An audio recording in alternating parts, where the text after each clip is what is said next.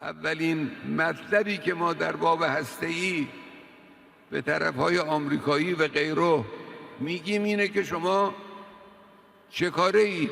چرا دخالت میکنید که ایران باید غنیسازی داشته باشه یا نداشته باشه؟ به شما چه؟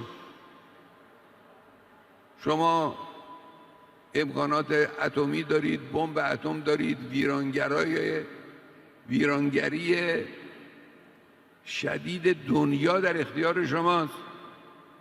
به شما چه که ملت ایران غنیسازی داشته باشه یا نداشته باشه، صنعت هسته‌ای داشته باشه یا نداشته باشه؟